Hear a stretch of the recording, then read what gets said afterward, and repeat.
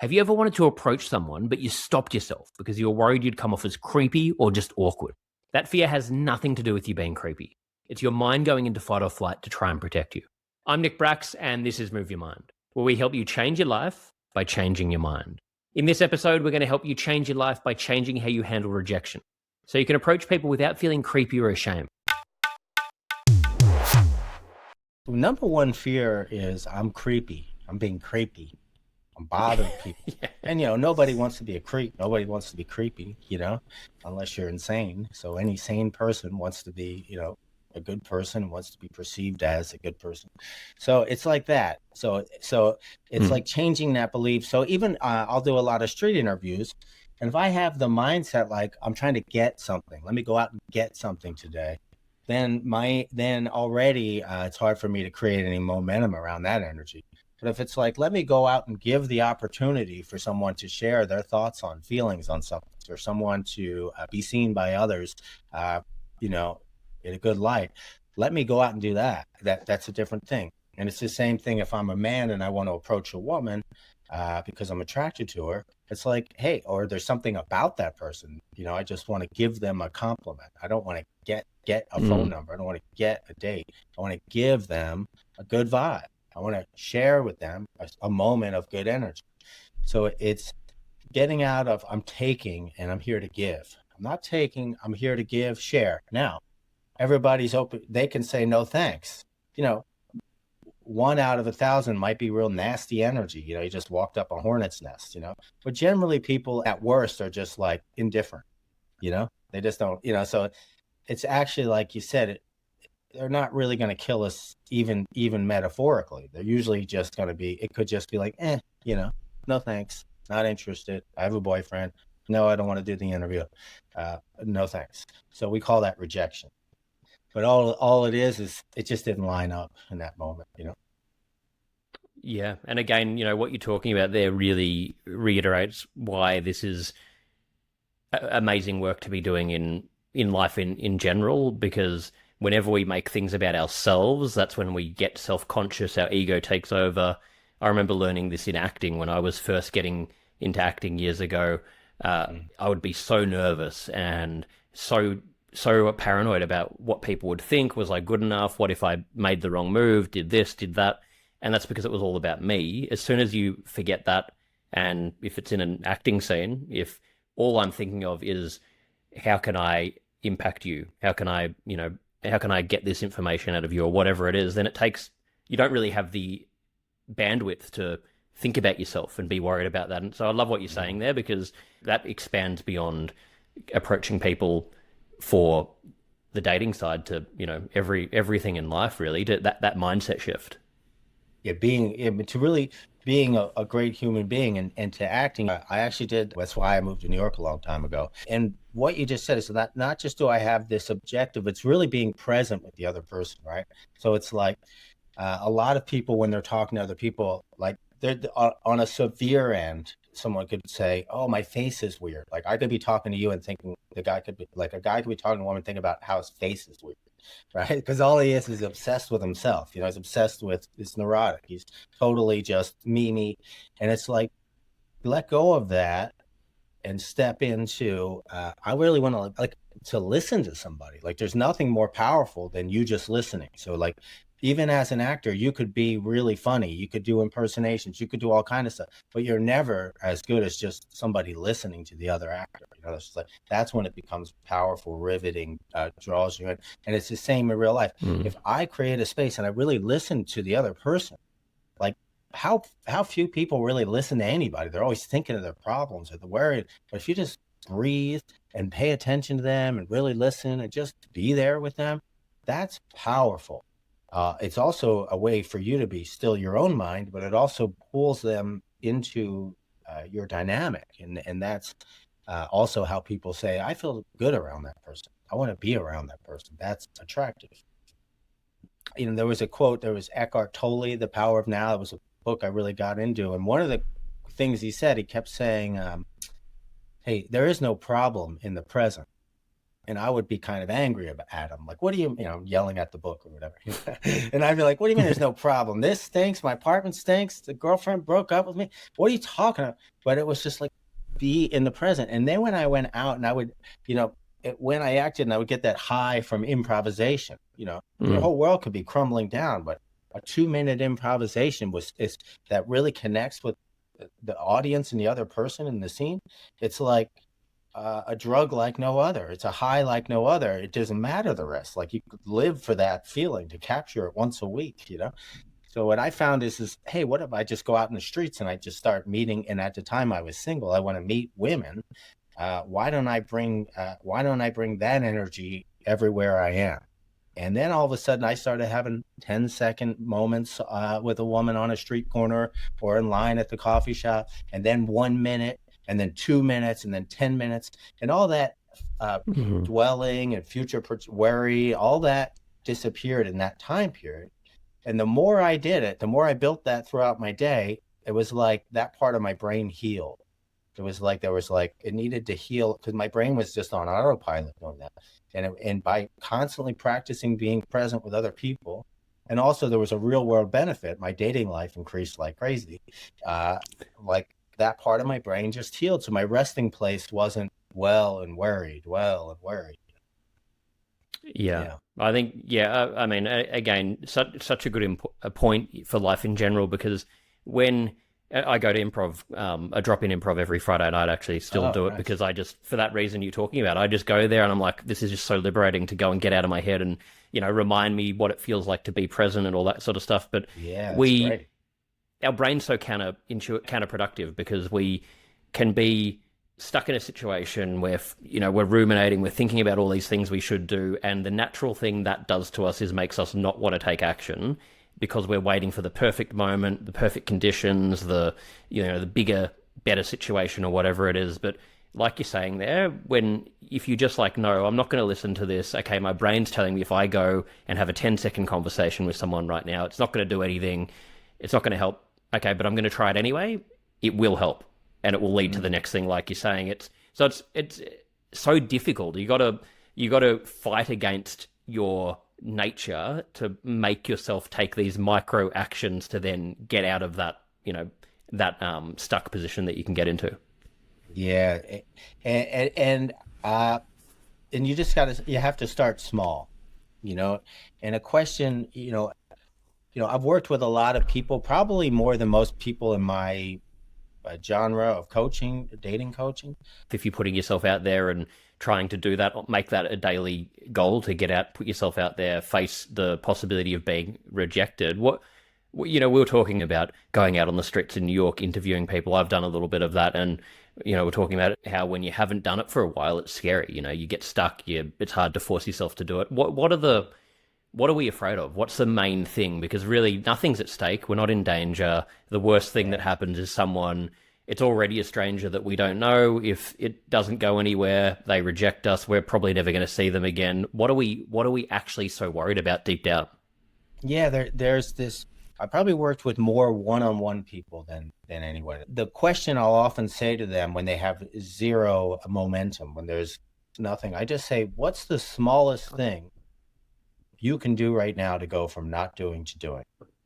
So and you Mm. could put this in anything, could put it into, working out. I guess the smallest thing I could do is get on the floor and stick my hands in a push-up position. That's pretty small, right? Like I do that, right? Okay, that's like even like the idea of one push-up's a lot.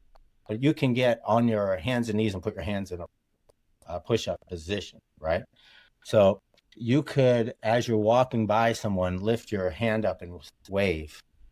You can say hi and just keep walking. To the attractive girl in aisle four, you can go stand next to her and pick up a box.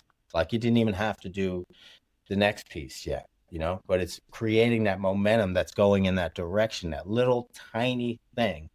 And it can be within minutes or moments that all of a sudden you're through the barrier, but you have to start that small. 100%. And I, Yeah. you know, have found the same thing with the people that I coach in the health and wellness programs that we do it because people will drop off. They'll set the bar too high. They will be perfectionistic about it. If they miss, not even if they miss a session, if they do a session where they don't quite finish the full workout, they'll beat themselves up, maybe not turn up tomorrow. And what I always say is, okay, just simplify it. You might have set today that you want to go to the gym for 45 minutes and do whatever you're going to do, but you just, the day's passed you by, you've got no motivation, you don't want to leave the house.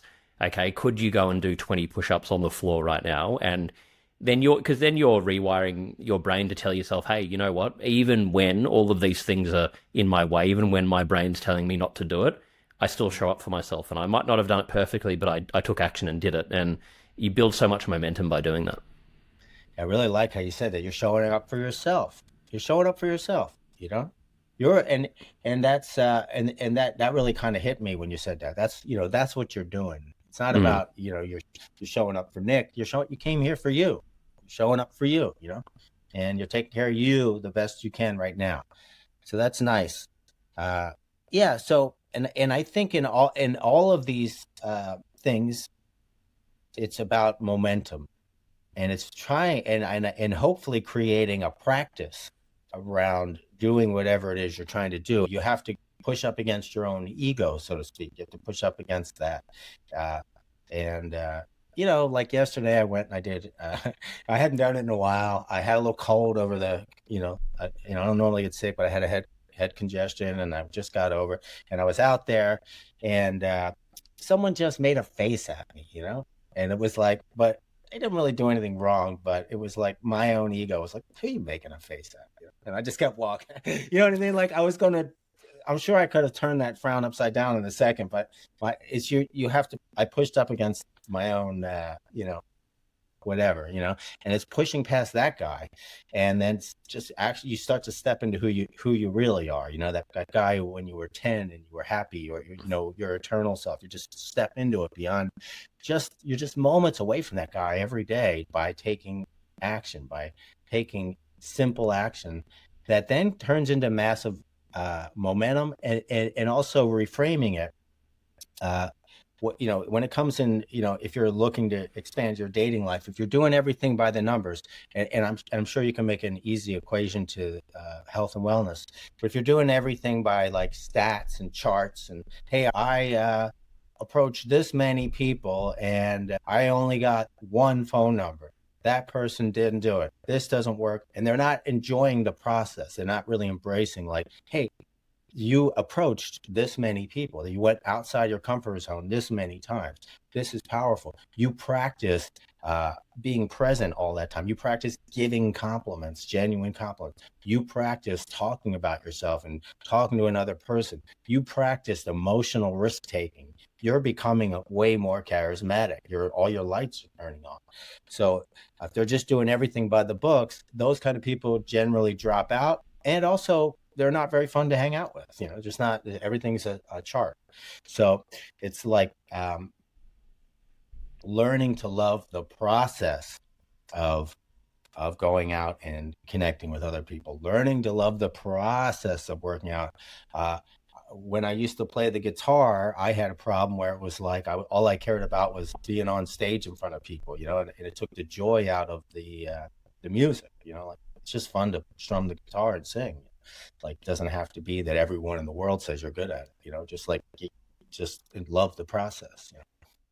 Totally, totally. And Yeah. that's what I quit acting at one point because I was trying to do it for filling in that void of insecurity, and I wanted to get famous and had been on a Yeah. couple of things and I wanted more, and then I started despising doing it. And then when I eventually came back, it was exactly like you're saying there. It's just like, well, I actually enjoy doing it, and I've been able to Right. incorporate that into my life in have the podcast, probably the biggest way of being able to have these conversations, being able to connect with people through the work that I do, public speaking, going and doing all of those parts, which I love your point you were talking about there of just incorporating that process into your life. Because I meditate, I do it on and off. I did transcendental meditation, I exercise, and whatever else, and they can be great tools, but I don't think it's the be all end all. And people look at it a lot of the time where they're trying to seek that silver bullet. Okay, I'm stressed, I'm anxious.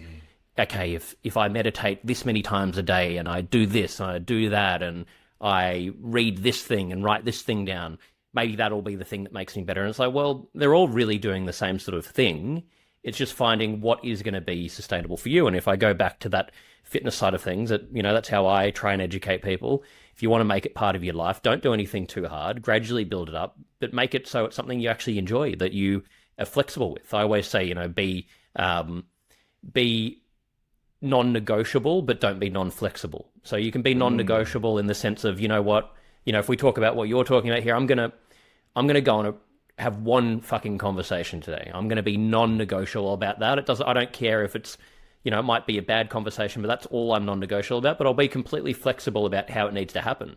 Whereas if you're saying, no, I need to have 10 today and I need to get one number and I need to do this and I need to do that, you're so overwhelmed before doing it. The pressure's so big that you don't take the action. So just simplifying the fuck out of everything, and Yeah. this is easier said than done, because my own life, I'll simplify and then my life will get complicated again, and I'll have things moving everywhere, and then I have to go back to that process. So I'm also aware of, like, it's easy when you're looking at someone else, their situation, but our emotions, get in the way of a lot of this.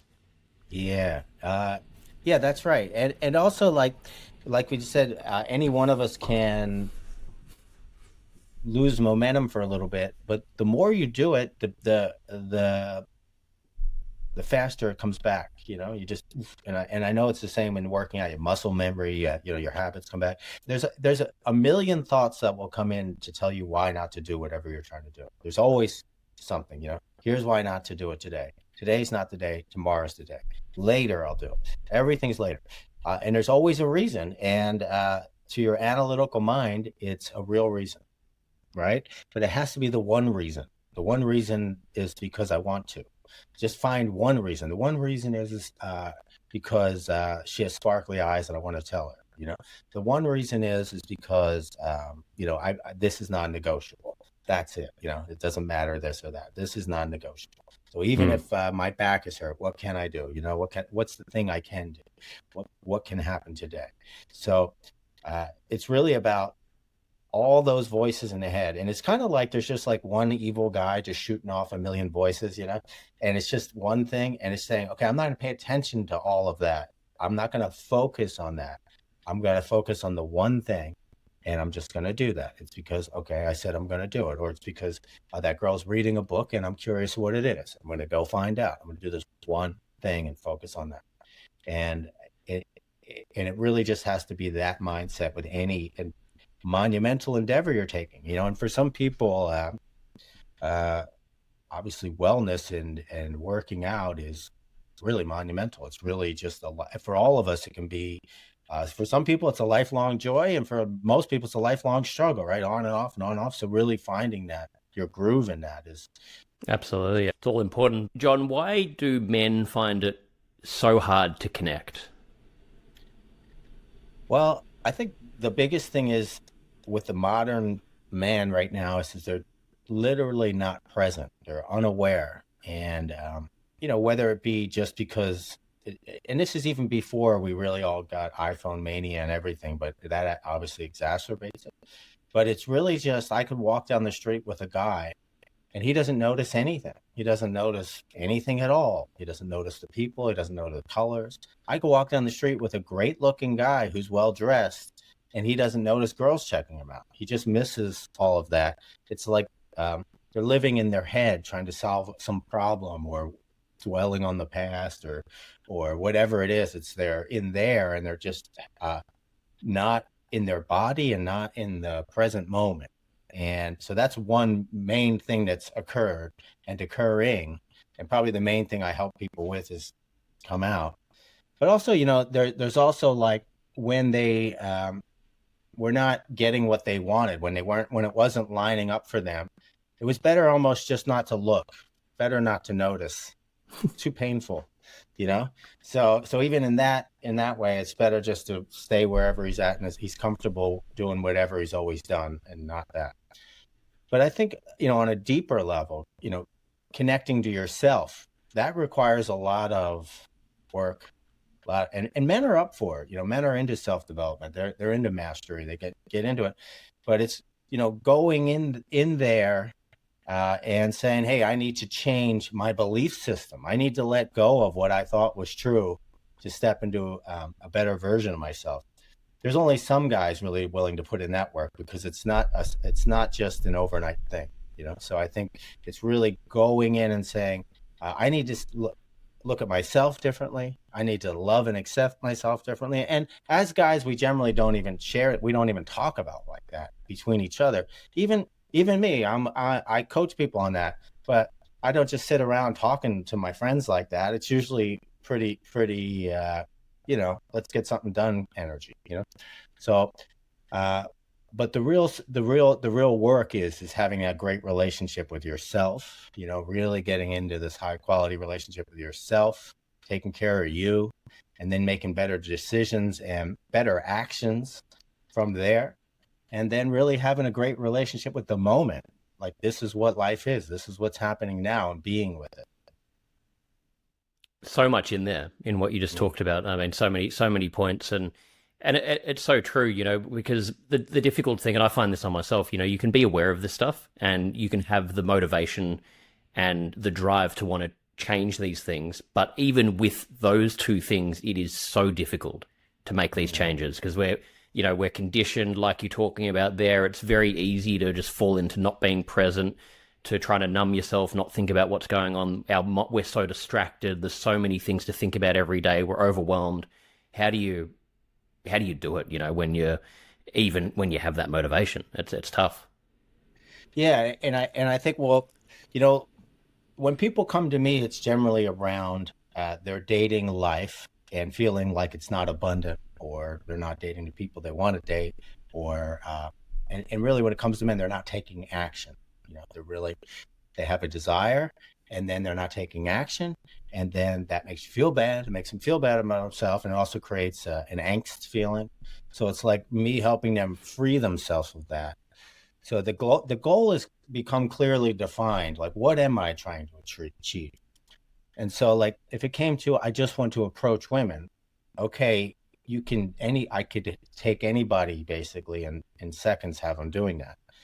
But the real work is deeper. It's always like, you know, why do you feel so creepy about that? What's your relationship with, you know, what's your thought about women? What's your understanding?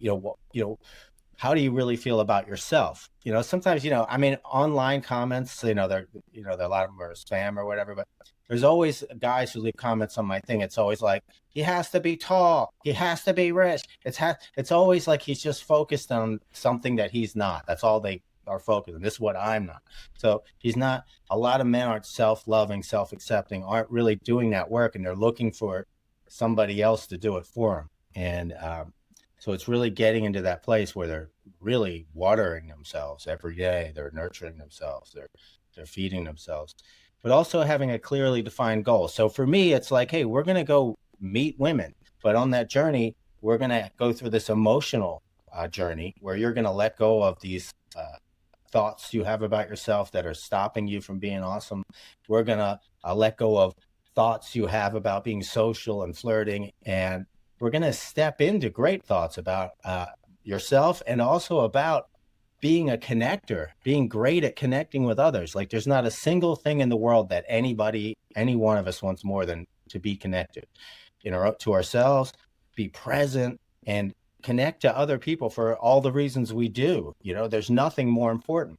And when you're someone who takes ownership of that role, that I'm going to be the connector, I'm going to be the one who brings possibility between two people. I'm going to be that person that says hi, that goes outside of my comfort zone and says hi. I'm going to be someone who might be play the fool a little bit, in order to bring a possibility that or uh, two people can connect here today. And just like being that person and saying, owning being that person, and doing what you have to do to be that person, not just one sunny Saturday, but every day, is is totally transformative in every way, and makes you more attractive by magnitudes. And I'm sure that translates to, you know, all aspects of life. Yeah, yeah. And we've been pulled so far away from that, and it's crazy. You know, we live in this world where we're more connected than ever. We can talk to anyone online, anywhere in the world at any time, but we don't connect. And like you're saying there, like I think everyone knows the feeling when you're both so immersed in a conversation, you're really listening to each other. It's the best feeling, because Yeah. we're built for that. But on the contrary, it can be the loneliest feeling if you're talking to someone and you see their eyes glazed over, they're not listening, they're just on autopilot, how they're responding. You'd rather just be alone than having that conversation. It's depressing. So it's hard to escape because most people are not going to be present in conversations because it's not the individual's fault. It's we've been conditioned like this. Society's perpetuating this stuff. We live in this world where unless we make the decision to sort of pull ourselves back from all of the distractions, we're going to fall victim to it. If you're listening to this and you want to make a change in your life but you don't know where to begin, I've created a free Move Your Mind masterclass that walks you through how to build sustainable habits and make change that really sticks. And you'll also get access to a free weekly newsletter where I post practical tools and stories that I don't share anywhere else. To watch the free masterclass, head to go.nickbrax.com/moveyourmind. That's go.nickbrax.com/moveyourmind. You can also find the link in the show notes. Mm. Yeah, one quote that I learned a long time ago, and this was before really anyone was online or anything, and it just sticks with me, and it's more true now than ever, and it's just what you just said, which is everything is a conspiracy to split your concentration. Everything. So like now it's like that people are preying on us, on a new level. But it's like this is where it comes down to living what life with purpose. Like, hey, if I'm talking to you, I'm talking to you.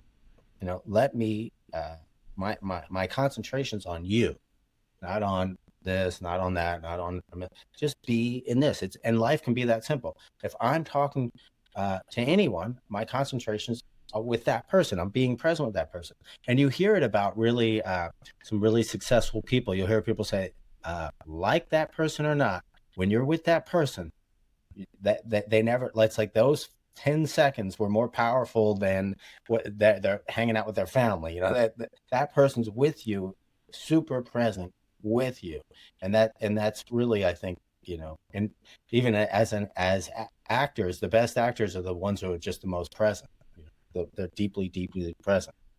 And so, and that's what all human beings want to be, around someone who's present. Absolutely. And, hard to do when we're just conditioned to think about what's next, how do I get to the next thing, it never ends. But it's, it's a simple shift that can, it gives you permission to just like actually enjoy life right now when you think in that way, because you're not waiting for these future things. No matter what's happening in your life right now, even if things have all gone to shit, even if your world's crumbling around you, you actually do have permission to still enjoy life. Like you can, this conversation, I could have chaos going on in my life, but if I'm just present here and listening to you and trying to, like really make the most of this experience connecting with you, then I'm still going to enjoy this experience. That's right. Yeah. And, listen, when I back in my early days of coaching, I first had to coach myself, and it was exactly what you said. I guess a question that comes to mind for me, if I look at my own, experience with dating, talking a lot about the work you need to do on yourself. If you haven't done that work, or you've done a little bit of the work, is it likely that you are going to probably attract or be chasing people that won't be actually the right match for you? And again, if I just look at my own story, my whole 20s was really having a public profile in Australia, going out drinking, one night stands, models, chasing that dopamine hit. And then when I came out of that, I really struggled dating. It was a tough life you were having. I'm kidding. I know you're getting deep, but it's a sob story, mate. It's a sob story. While, you're like, poor guy. But go ahead. Poor me, like. Yeah. I can't complain too much. Got to have some experiences, and but there was something. There was as great as that. As there's a nice thing about it, but there was also something that was you needed to grow out of or move past, right? To deeper. Totally, and I'm grateful I had the experience because it teaches you, there's an emptiness when you do that too many times. Mm, Like very quickly, right. like Yeah. you start to realize, well, okay, this doesn't, I don't feel anything. I feel empty, no matter how attractive or how, the status you're trying to chase through a person or whatever the hell your ego's trying to get out of it. It sort of wears off very quickly. So I was glad to have that experience because we get caught up in that. But I did find it really difficult because I then would start to, I'd done a lot of work on myself, but my brain was almost wired to, I need to chase these women that are going to be keeping me at arm's length or that are, you know, if they're not treating me as well, they're probably more valuable or, whatever it was. And if I give the example of my current partner, when I first met her, we met online, we're chatting for 3 months, and she's in the mental health industry. And we just got to know each other, super well. Eventually, when we met, everything just went well. And when we had a problem, we'd talk about it. But I kept saying to her, okay, this is great. But I almost sabotaged it because my nervous system was like, well, this feels too easy. If it feels too easy, I'm not getting that, that like that high that I thought that I meant to get, that lust sort of feeling. Um, Maybe I need to create drama in the relationship then. Wow. Maybe there's something wrong with her if it's too easy. And that's where my brain went. And it took me a lot of work and, having her really be able to work through that stuff with me to learn about these patterns that I wasn't aware of, but Mm. it wouldn't have happened if I didn't have that mirror put in front of me, I guess. Yeah, that's amazing. No, and I can certainly relate to a lot of that. I remember even my very first girlfriend was as sweet as could be, but she just didn't have enough drama in her for me. This is just so boring. So the question, I guess, yeah, like through your experience of the people you're working with, these men, if they are able to get over that barrier, they start meeting different women, maybe it turns into a relationship. Is it quite common that they might find while they're in that process of working on themselves that, oh, I actually, now that I've had this experience dating these different women that I've been able to attract, they're actually not the kind of women I want because I thought I wanted something different from that previous version of myself that hadn't had enough work, that I Mm, hadn't done enough work on, if that makes sense. Is that yeah, is that something yeah. common that can happen? Yeah, and it really is. It's like a version of the hero's journey. I would say most people come to me, they come at different stages of life. Some guys coming out of a divorce, some guys, he's just coming into his own. But the general thing is everybody, and in a way you can look at things as seasons. Somebody could have lived this season before, but now he's going to live it the season differently. Just like you're going to live next summer differently than you did when you were 10. It's season, it's who you are now in the season. So, but something about, might be summer again for you after a big breakup. So, Yeah. uh, the point is that everyone goes on this hero's journey, and it may be like, hey, and often it is, hey, I want to be in a great relationship, but I definitely want to experience relationships and women and being confident in that area. I want to feel abundance. uh, that's almost everybody, right? So when it comes to and then when you're out meeting and dating, whether you're just even approaching or you're on a date, you start to say, okay, that girl, that woman looked like my ideal archetype. This is what I thought, but we didn't have any chemistry, we didn't match actually. And then someone else who maybe didn't catch their eye right away, just they just have like, it's all on, that person's like just flowing. And that happens a lot where the guy says, yeah, I wanted that, but actually I found I actually want this. Mm. and Mm. and a guy who's very serious about getting into a relationship, let's say a guy wants to get married and have children, he says, that's what I want. He goes on that journey, and I've seen this more than once. He goes on that journey. He dates, he all of a sudden he's dating women he never thought he would date, ones that everyone says, wow, you're dating her. Oh my God, she's so hot. Right. And then if the guy's really serious, he doesn't just say, yeah, she's so hot, we have the best sex, that's it. He says, is she a good mother?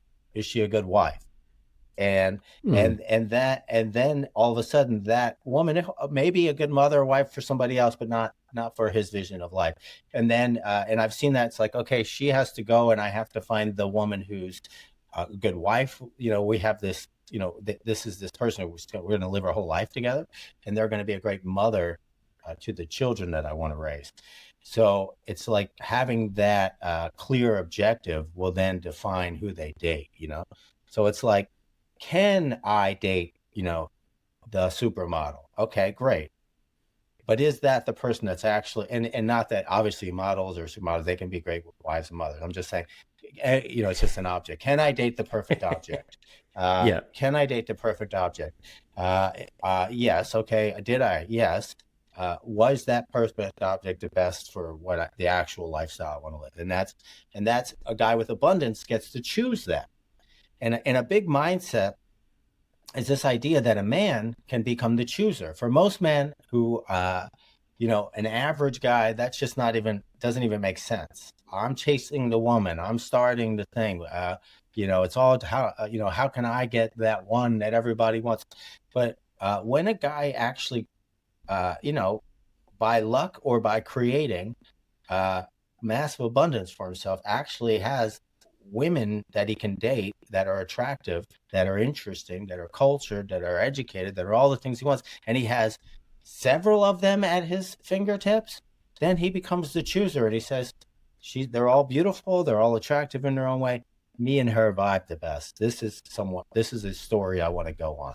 And that's my job, is to help them become that guy, to go from the disempowered guy to hoping to get the part, to the guy who has all the parts before him. Yeah. Yeah, that's so interesting. Can that become problematic as well? Again, if I look at my own experience, I have been fortunate to be in a position where I was able to make a lot of choice, had a lot of options, and I think what that did to me was made me addicted to the next thing, the next thing, the next thing. Okay, even if I've got um, a relationship right now where she could be a great mother, she ticks all the boxes, she's beautiful, she's everything I wanted, I'm still addicted to that other one because she's exotic and different, and then I Yeah. want that other different thing, and porn plays a big role in this, and Right. dating Big apps. time. You're swiping, swiping, swiping. You Yeah. meet someone who you thought would be your dream girl. Maybe she is, but you can still swipe for more. Maybe there's something better out there. That's again, what I know. It's obviously not just me that struggled with that, but it can be, really difficult. And sometimes I think, and I think I've read stuff about this, where it can be as much of a blessing as a curse if you have too many options, because for that guy that it might be, he has no options, and if he can find one that will actually give him a chance, he's going to maybe give that everything and make it work and be, Mhm. the best partner, the best husband, the best father, because he values it so much, and he's not thinking about, what other possibilities are out there. So is that a thing? Because I just see, Yeah, no, I I feel mean, like, yeah. honestly, you nailed it right. So well, let's unpack it, as they say. Yeah, there's a porn and a dating app swiping issue, which it's just like boom, boom. It really is desensitizing. It really is like, oh, I could date a girl from Japan. I can date a girl from Norway. I can date a girl from a tall one, a short one. Everybody, and you just like, and you get into this, idea, and yeah, you could grow out of it, or you just get like keep doing it. And I can't say if that's good or bad, but that can be, you know what I mean, like that Mm. can be like it's if you don't want to be married and have kids and that's how you want to do it, then you know enjoy your life, right? But that is a real thing where we're just shopping, swiping. And I can say same as you, that I've definitely fallen into that, and and pulled myself out of it, which is, it's just like, oh yeah, she's beautiful, she's that, but there's that one, and she just looked at me, and I wonder what that's like, and we're fighting, and and she doesn't see me perfect anymore, but she over here does, and attractive women have the same problem, very, very, very beautiful women. It can be, in my experience, can be, exactly what I just described. Okay, Nick and I are fighting. Nick, stop saying I'm perfect, and John is telling me how great I am. Let's see. So unless a woman really not seriously wants to be in a relationship and move it forward, it's easy for her to fall into that same pattern in today's world. So uh, And I would actually say even because of dating apps and stuff, you don't have to be the most beautiful woman to feel. You could just have so many options. Swipe, swipe, swipe. So that's a real thing in our society. So there has to be a commitment to, you have to ask yourself a serious question. What do I want out of my life now and in the future? And if it's having a partner, then you really want to look for someone else in that, and you really want to try to work through it. Obviously, you know, every relationship's going to have moments where you need to grow or fall apart. And it's like, if you're serious and the person you decided to go on this journey with is serious, you can grow through that problem and be better. And then you're both more invested in each other. You get more invested in each other by working through a problem. Rather than, and then it doesn't, it's like, yes, he's hot. Yes, she's hot. But, she'll be more invested in you and you'll be more invested in her the more you grow through those sticky situations. Absolutely. Yeah, that makes a lot of sense, mate. Yeah, it's the intention really being, because and it's a form of, I don't know if it's discipline, but it's like anything, I guess. If you're starting a business and that business gets hard, it's very easy to want to then go and do the next thing and the next thing. So Right. it Yeah. makes a lot of sense in what you're saying there. And another question that came to mind as you were saying that, for men, how important is it to have to be financially stable when you're dating? Is that a thing? Do you think it doesn't really matter? Do women Mm. typically expect the man to be mainly the provider still? Has that completely changed? I don't know. A lot of what I've seen is you obviously don't have to be rich or have everything set up perfectly, but if you're in a position where you're in financial hardship, it really can, if you're at a stage where you're looking to advance into moving to marriage, kids, that phase, it can be debilitating. Yeah, I mean, here's the hard truth, the hard facts. As a guy, yeah, besides that, that's debilitating. Uh, there is on a deeper core level, um, uh, a woman wants a man to be a rock, an emotional rock. He wants to be a container that allows her to flow in it, and that she can feel all that she is, all her inner dramas, all her whatever's going on, and that she can feel safe in that. A woman who wants to have children, she wants to know that, her children are safe. And that does have to do something with resources. So, uh, it's just the facts, as much as we were taught that that's not true. Is, oh, we're all equal, we're all that. Well, actually, if you really look around, that's just not true. That doesn't mean that she can't work and all and make money and all that. I'm not saying that. I'm just saying that generally women want a man. It's not that he's rich, it's that he's resourceful. It's that he's that he can create a great lifestyle for himself, that he can take care of business. They want to know it's going to be okay. So it's not about, oh, the richest. And here's what I'll say on the counter of that. I actually have coached and worked with some very extraordinarily rich people, hundreds of millions, billions, all of it. They came through my door. Just because a guy has that doesn't mean women are attracted to him.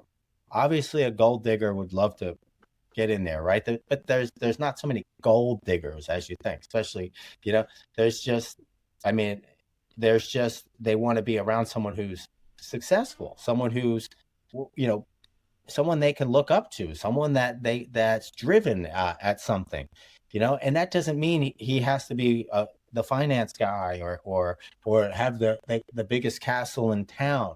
And some of those guys with the biggest castle in town, they struggle with women more than a guy who's just average income, but takes care, really involved in his life, is passionate, loves people, loves connecting with people.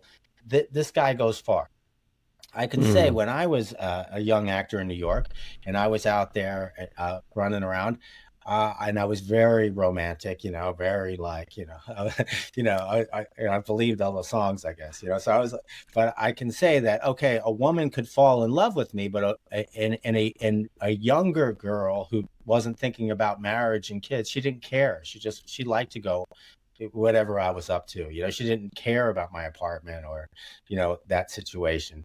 But a woman, when it was time to get married, when I started dating women that wanted to get married, it was like, yeah, okay, the first 3 or 4 months you were really fun and charming, but now I'm looking at a bleak future. And honestly, that was one of my main reasons for switching with acting. I realized, it's not just about the art. You have to be. I wanted to be very successful, and that's not what happened at it. And I had to, go in a direction that I actually could be that guy. So yeah, it is important that you're working on a life of excellence, that you're working on being highly effective in your life, and that you're not a disempowered guy. Women don't want to be around it. And I can even say this: friends, like a friend recently got divorced. He he had some issues emotionally, and then he started to blame his wife for not helping him with that. And then I think really my take is his wife just said, "Oh, this guy's not a rock." He's a, like, and you say, "Oh, that's so mean, that's so cruel," but it's just like nature. So it's not. Oof, I don't want my kids in this, so I'm leaving this scene, you know, and that's a hard truth. So it's like you really have to, and this is why it's important for guys to have other guy friends to work things through with, to talk about it, to understand that. That doesn't mean you can't be an emotional man. That doesn't mean you can't express yourself, but really you have to be a driven rock, you know. Yeah, that's my take. You could argue with it. I totally agree. That's what I've Yeah. learned. Exactly what you're saying there. It's not so much about you have to have X amount of money, but like you're saying, it's more the character of you've got a direction, you'll solve problems, you're going to be, like you're saying, that rock that is going, even if things fell to shit when you've got a family, knowing that you're going to be able to work it out. That's really the important thing. Um, Yeah. and if that's not there, it's going to be pretty tough to build into that next phase of life. Yeah. Um, and I think that, yeah, when a woman's really serious about that, that's it. As far as can you walk up no matter where you're at right now and flirt with the most beautiful woman you've ever seen today and get her to smile and laugh and even get a phone number? Yes. But when it comes down that and maybe even take her out tonight and have some fun, right? But when it comes down the road, she's looking, a woman with options is looking for that, But even, yeah, every woman wants that to some degree, right? That doesn't mean that some women aren't willing to go halves on you on this and that and have that, make it more balanced. But generally, they really do need that and deserve that, and that means you have to find that within yourself to be that guy, and that goes back to the beginning of our conversation, which is your relationship with yourself. And something you said earlier was about a mirror reflecting back to you. And in a way, I look at every woman that I'm talking to, that I'm approaching. She's a mirror, and if I feel an insecurity when she's looking at me, it's really just, you need to work on this. You need to Mm. work on this, especially a pervasive feeling that keeps coming up with every woman. And I can say, like, in my earliest days of going out and flirting and getting and really trying to make an art out of it. And I would get so good at entertaining them and making them laugh and feeling good. And as soon as they asked me about me, it was total deflection, a joke or two, and move on. Let me get your number. Let's do that. And of course, the woman would just feel like, hey, that was really fun. Something fun happened to me, but she didn't actually connect with somebody. I was avoiding. I was not allowing. I didn't like being. It wasn't I didn't like being me. I didn't like. I thought I should be somebody else. I thought I should have more. I thought I should do this. I wasn't. The story didn't. Wasn't didn't sound attractive, so I didn't want to go there. So it's like I had to make peace with that and get into my life in a way that my stories were attractive, that the guy that I was living was attractive, that I felt good about it, that I did, so that I could then ask, when she asked about me, I could really talk about me, I could share about me. Well, yeah, I had a similar experience, and it's scary. It's scary the thought of, because you can just play that character and you're safe. But okay, even if I get rejected playing this character, it's okay because that's not the real me. But what if I actually reveal the real me and they don't like it? They reject it. Yeah. That's not enough. That's where the real fear is based, and it's Mm. So important to get clear on that, isn't it? Yeah, that's the biggest thing. And I think and it's even like what if I try, right? Like what if I actually work on my health and wellness this year and I don't do well? What if I fail? Then that's now I got that now I have that story uh to add to my all right my the story I already am carrying around, So it's like Mm. that's a huge deal. Yeah, like what if I actually am just me and they don't like it?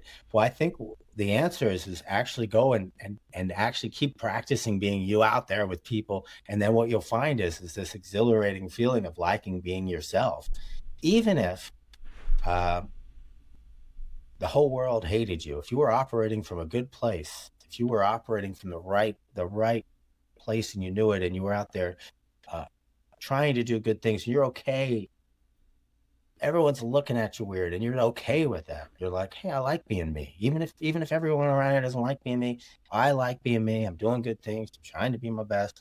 I'm doing it. I like being me. And it's like having that great self-love and appreciation for yourself. Even me just saying it right now, I feel great. I feel great. I like being me. It's okay. It's okay. Whatever I didn't do or I'm, should have done or whatever I'm not, it's okay. I like being me. It's liberating. Yeah, it really Yeah. is. And because you sort of distill things back to it's okay, whether I become the most successful person in the world or whether things have fallen to shit, if I can Mm. just embrace and be authentically myself, then it's like I've freed myself. It's like Yeah. otherwise you're attached. That's why we're so attached to needing more and on that treadmill of, okay, I'm now, got all these things I thought I wanted, and I feel more depressed than ever because that was meant to be the thing to solve the problem. It's like what Jim Carrey said. He wishes everyone could experience being as famous and rich as he is, because then you'll realize it's not the answer. And we don't Wow. we don't really Yeah. believe it. It's hard to believe that unless you've experienced Yeah. some form of that. But none of it's the answer. The answer is what you said, embracing yourself, being okay with just being authentically yourself and looking at it like, well, if other people don't respond to that, if I get rejected in the dating scene, they're just doing me a favor actually, because we would have wasted each other's time trying to make something work that doesn't connect because they don't like who I am deep down. But if I be myself, I'll be able to find that person who actually does. Yeah. No, that's beautiful. And that kind of wisdom comes from having, lived through it, to having to find that place. And I can say going back, like even like that journey's incredible, And sometimes even though some of it felt dark or depressing, I wouldn't want it, I would do it again, I would like there's some beautiful things that happen along that you, becoming all of you, and coming to self-accept. And another thing is coming back to it, being attractive, right? This, being attractive at your core is, if you're sitting next to someone who's uncomfortable in their own skin, who's beating themselves up, who's berating themselves, who's constantly, you can feel their vibe and you don't want to be around them. Some people walk into a room and you're like, ugh, like the whole room changes. Their energy's so bad, So there's that level. And then some people walk in a room and the whole room lights up. You can feel, and they didn't even do anything. They just walked into a room where everyone's eyes get drawn to them. So, um, Yep. but sitting next to someone who's, I like being me. I like being me. I'm so comfortable in my own skin. It feels so good just to be me, and I want to be me with you. Like you want to be around that person. Hey, add that guy to the team. Let's go. You want that's attractive. You're pulling people in simply not by trying to go get them, but by accepting yourself and loving on yourself. Yeah, 100%. 100%, mate. It's so important. And, I like what you said there about not regretting, the dark things that have happened. And I feel the same because I think, it's like the saying, life's what happens while you're busy making other plans. And, Mm. we don't really know where something's going to lead to. And I think we learn more from failure and from things not working out and from, we need that to happen. That's actually a good thing. That's learning. That's education. So it's like Mhm. going through all of those dark times is your life education, and it's going to lead you to give you the biggest lessons that you can't really get from a textbook or school or someone telling you the information. You got to go out there and actually experience it to learn. Yeah, and it there was, back to Eckhart Tolle. He said this one thing. He said, you got to die. You have to die before you die. And when I look at all the me here now and me all those years ago, there was a lot of little deaths, and, ego deaths, whatever, even lost two back teeth, little things, even lost some hair, in my case, it's like there was a lot of little deaths, and all I did was become more and more powerful. And back when I was an actor, sometimes I would like look in the bank, it would be like negative 400, bounced another check, and the bank was, had those fees. And what a stressful event. And then I got so just comfortable. That's one of the ways to the present moment, is through the pain. Like, how do you live like negative 400 today? Like, you just be present and you smile and you go about your day. And then suddenly it goes, and then there's a whole other side of that. You're way up, and one moment at a time. I think that's the biggest thing, is that one lesson. Hey, I don't have a problem in the present moment. You really don't. Just stay focused, be present, pay attention to the people around you, pay attention to your breath, notice the trees, notice the wind. Just be in that and just keep walking forward. Yeah, yeah, 100%.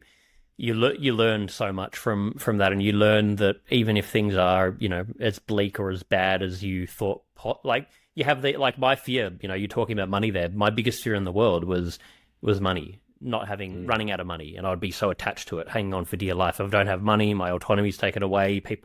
Everyone will leave me, etc. And then I experienced it happening. Similar story to you, in the acting entertainment world, you have money, you lose money. There's instability. And the worst case scenarios happened, and I realized, hang on, it's like, this isn't great, but I'm fine, like You're nothing. still here. You're still here, like nothing that crazy is really. Yeah. Actually, my day-to-day experience is exactly the fucking same, really.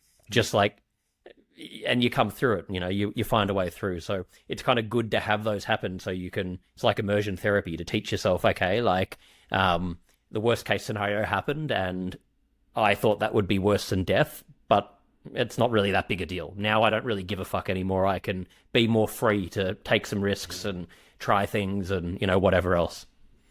Yeah, and that is it. And I think, everyone listening has experienced some version of that too. It's like, man, I thought I would die, but yet you lived, or you've been through a terrible breakup. Like, breakups can be the worst, painful breakup.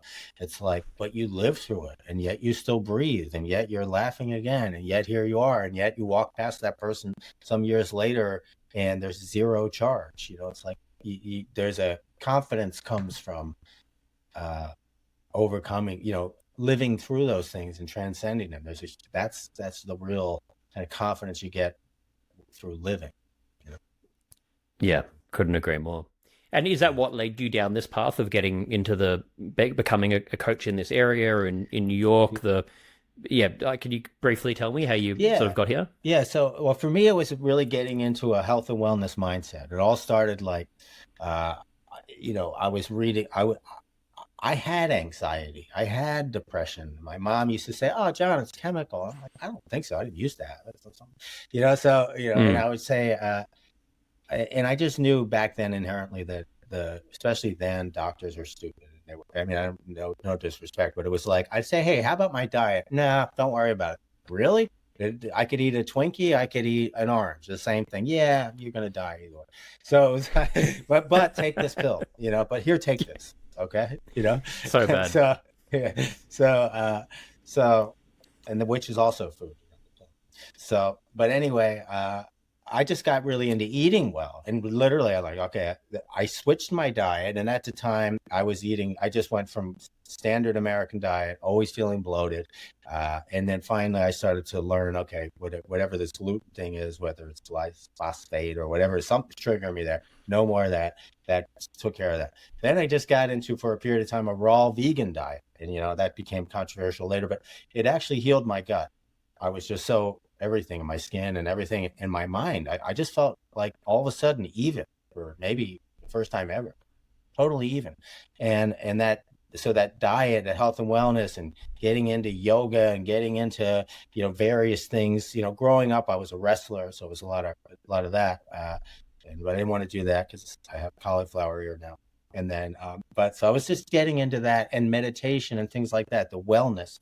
And Then it became okay. Then I was reading a lot of this power of now kind of thing, and then it was because I just wanted to be in the now because my mind was all over the place, and then it became hey, I just went through a breakup, and I was only dating girls I would meet in acting situations, and it was always a disaster. And I was like, what about all those? And I didn't want to go to bars or nightclubs. What about all those beautiful, interesting, cultured, dynamic women walking by me in New York?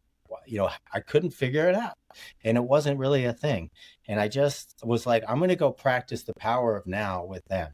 And you'll laugh at this because the first time I tried it, I had an audition for Law and Order, and I had a script, and I was like in a suit that didn't fit me right. I was going to the audition, and I had this like script, and I was like, I'm just gonna. This girl walks by, and I say, Hey, will you read it with me? And she goes, Oh, nice try. And that was like an attempt. It didn't work. It wasn't. I wouldn't recommend it, but that was something I tried. But then I just started going through my angst about it and just doing small little things like, hey, nice shoes, or hey, could you tell me where this is?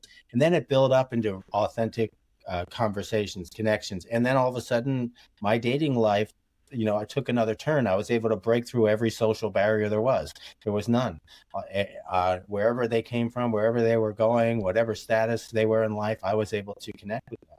And then, that's huge because most people are stuck in a swipe or a small social circle. And now the world was mine, and it was exciting. And then I got very good at it. And a friend said, Why don't you teach that? And so, I resisted them, of course, but I eventually came around, and I tried it.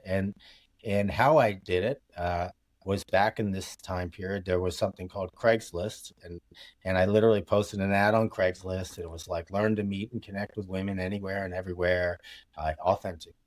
And people responded. Guys responded. It was a thing. It was a something in the air that people wanted to learn this, and normal human beings responded. And all of a sudden, I was like, wow, someone just gave me money just to, and it was just something I never, I had sales jobs and things like that, but it was just something very exhilarating about, hey, I made something up, and someone, we had this train, and I had fun doing it.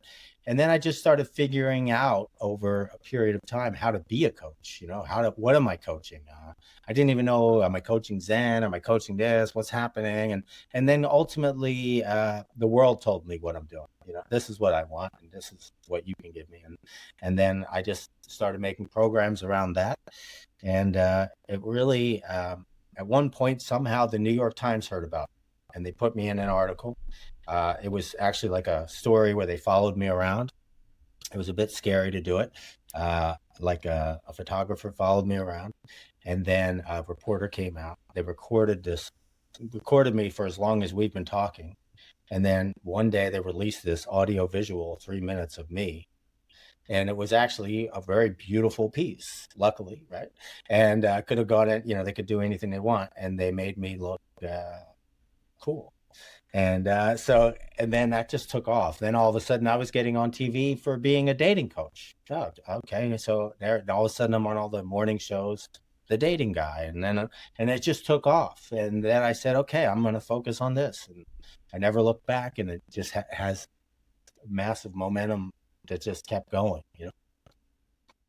Thank you for sharing it, mate. And Yeah. again, life's what happens while you're busy making other plans, and you you sort of can be informed by life of what direction to go in. And very similar journey for myself of wanting to trying to force the acting side, but then organically through life events falling into this other path that was more meant for me. But yeah, I think it's a great story, and I think what I've learned from this interview, listening to the work you do, it is about the dating side, but it really encompasses everything, because what you're teaching people to do that, they're going to have to become, they're going to have to be putting themselves first, creating self-love, do that work on themselves. That is going to, so it's really, helping someone become the best version of themselves.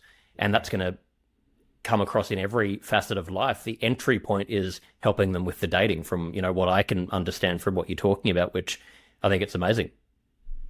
Yeah, no, and thank you. Yeah, and I think that is it. You really have, it's, you can't. I mean, you're talking about relationships, and you want real authentic, you know. relationships, you have to be all of yourself, really, not just that, not just this terrible stories we hear about. Oh, my dad, my mom, oh my God, they weren't awake, they weren't so you want to get into a conscious relationship that be fully conscious. Yeah. 100%, mate. 100%. Where can people go if they want to find out more about you? Yeah, so I think easy spots are you can take John Keegan Lifestyle, Instagram, YouTube, TikTok, uh, X, or my website is theawakenedlifestyle.com. So you can see me there. Great. We'll have all of that in the show notes, so make sure to check it Yeah. out. I've got a couple of closing questions before we finish Yeah. up. Great. So, first one, if you could give one piece of advice to your 18-year-old self, what would that be? Mhm. Wow, that's beautiful. Okay, one piece of advice to my 18-year-old self is I would say yes to life. Say yes. And because I definitely said no a lot more than about things that would have opened up opportunities. Say yes, and don't feel like it's going to be whatever decision you make is the end all be all. Say yes. Take yourself seriously in your endeavors, but also at the same time, don't take yourself too serious. Like I was just too serious about, like too precious about everything, and then therefore things didn't get done that could have gotten done. So I think say yes and see where it takes you, and know that it's a journey that can take many twists and turns, but trust in yourself that you'll be able to ride that wave. Great advice. Yeah, I think anyone listening take that advice. It's so powerful. A good reminder for me as well. Mm. What would you say is the biggest mistake you've made in your life that shaped you? Mm. Man, that's interesting. It really, I would go back to that that thing of holding on to the guardrails too long, saying no essentially, like don't let go because you're fine right here, you're comfortable here, you're alive, you're breathing, this, it sucks, but it. It's like let go of, that it's not like a specific moment, but it was like that was something that was a theme many times. I just didn't let go and just like trust, just let it go. It's going to be great. Like you can't control it all, just let go when it's time to let go. And I think learning finally to do that has made me a lot happier and also allowed cool things to happen in my life that weren't happening by that. And Yeah, do what you can, and then if it doesn't work out, just move on, let go. And there's just years of my life I didn't do that. So that's I think we can all relate to that. Like just free yourself, let go of trying to control everything. We can't free yourself Mhm. and be okay with whatever direction, and don't fixate on it needing to be any one thing. Let yourself move on. Yeah, like for example, when the ego identity of wanting to be something, I want to be this thing, and this thing, whatever it is, whether you want to be an actor or you want to be a Wall Street guy, whatever this thing is, that you got to be that to be happy. Like there's in the future, I will be so happy. It's the future me that's awesome. This guy sucks. It's the future, and when I get there, I'll have the money, I'll have the girls, I'll just be cool. Everybody be like talking to me and wants to know me. But from here to there, I'm just gonna suffer. And it's like just going back to my identity is not shaped on some future event. It's like me taking care of me right now. And also, it's not, when it comes to relationships, it can be one of the hardest things to let go of a person. Um, because all the happiness is in that person. This is the only person that's like that. This is that thing, and just hanging on long after they've moved on, and you're just stuck there.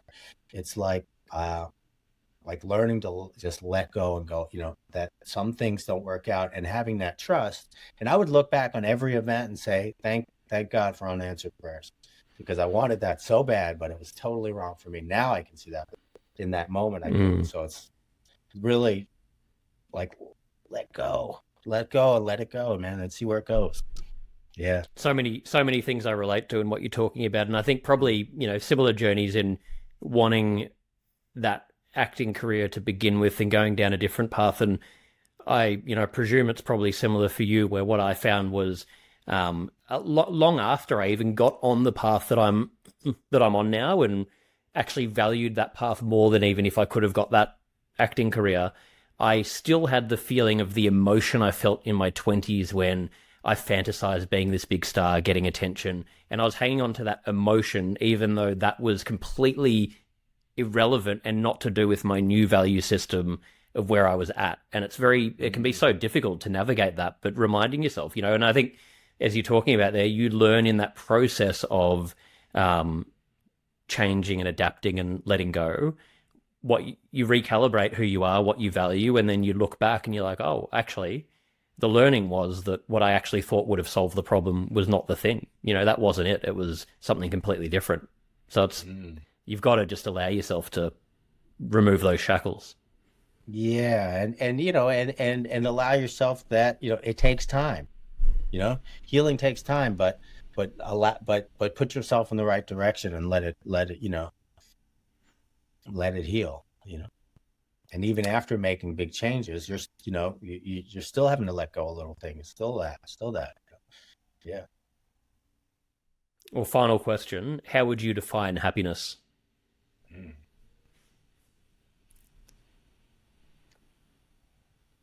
I think happiness really comes from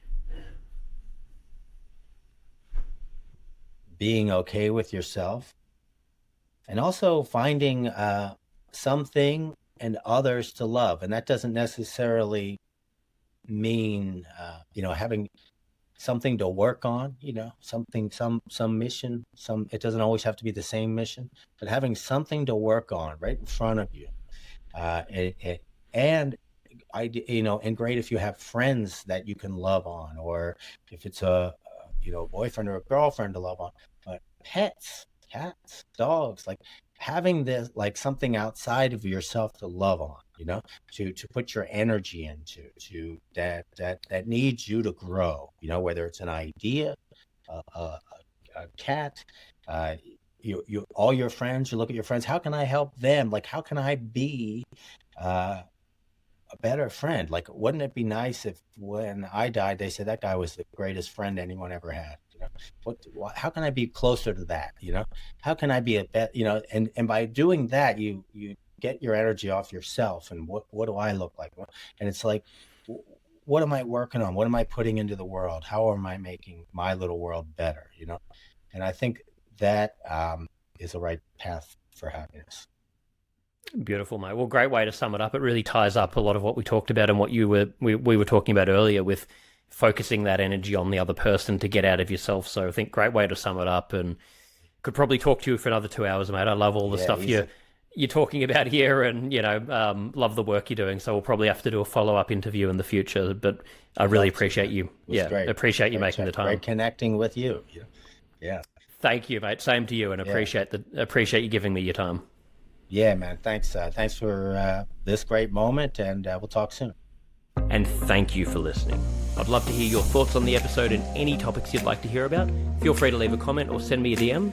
Your feedback is always appreciated. It would mean the world to me if you can subscribe to my channel, leave a like or comment, share it with your friends. It makes a world of difference. It doesn't cost anything, and it helps me to get this show bigger and better and bring on the guests and the production value that you ask for every single week. I couldn't do it without you guys. Thank you so much.